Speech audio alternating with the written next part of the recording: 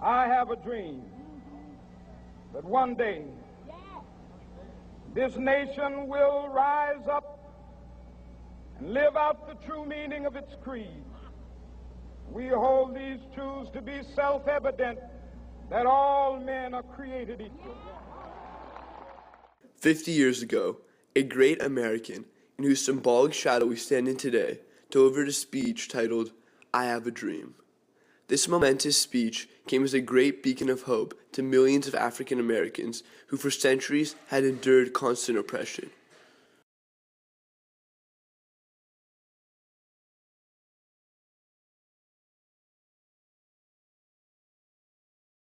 "50 years later, we continue to see humans crippled by the manacles of segregation and the chains of discrimination.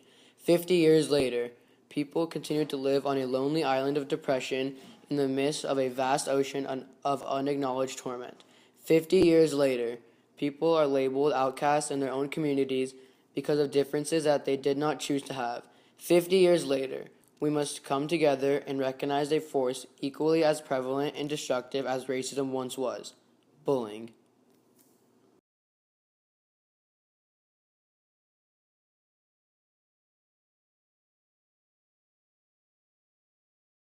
Rebecca Sedgwick is among the thousands of teens who have committed suicide because of bullying.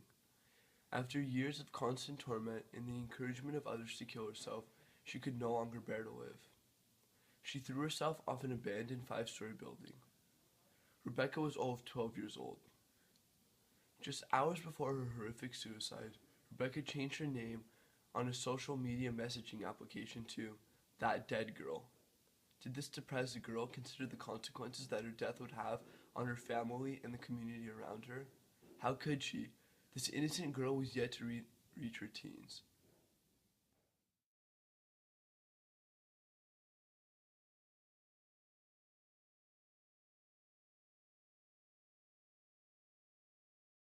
After thousands of bullying-induced suicides are reported around the globe, we continue to hear that bullying builds character and overcome, and that is simply human nature. Is racism human nature? Does racism build character and overcome? Before Martin Luther King's era, the average American would have nodded their head when asked these questions. They did not yet know that it was wrong, just as modern-day society does not yet realize how wrong bullying is.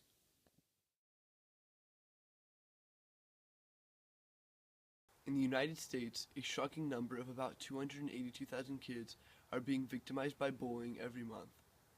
The worst part is that in the past 10 years, this number has been consistently rising. School bullying is becoming an epidemic around the world and needs to be taken seriously.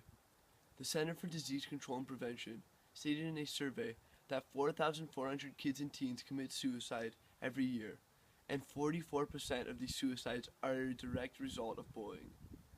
They also reported that 15% of kids strongly considered suicide, 11% have created a plan, and 7% reported trying to take their life in the 12 months preceding the survey.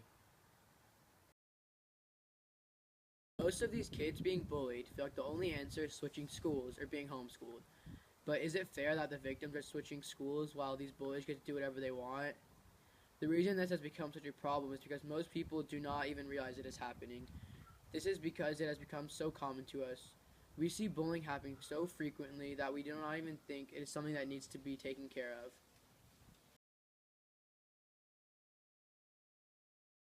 Excuse me, ma'am, can I ask you a question? Sure you can. Do you know what bullying is? Yes, I do. Do you think bullying is a big problem in our society today? It might be an issue, but I don't think it's a big problem. Thank you. You're welcome. As I saw earlier, awareness is key. People need to understand the severity of bullying and its effect on others, as it is a huge problem in our society today. You can implement laws that enforce harsh punishments on bullies. However, at the end of the day, the bully must make the conscious realization that bullying is wrong. Non-violence and non-retaliation tactics are the basis of the fight to end bullying. We cannot show the bullies that they are wrong, but rather make them realize it for themselves. A mass campaign to end the social perspective that bullying is okay. We must have one organization and one leader as the face of this organization. Someone with the ability to rally those supporting the anti-bullying movement, and someone with the bravery to face society and let them know and realize for themselves that that they are wrong. 50 years ago, racism flourished just as bullying flourishes today. We can choose to recognize the wrong in this horrible invention of society or to let it remain longer so it can capture the lives of more innocent children. Whether you choose to remain silent or to speak out against bullying, you must understand that the individual influences the masses. Bullying feeds on the quiet, the shy children who are afraid to stand up and make a difference. We may continue to feed this horrific beast or let it starve.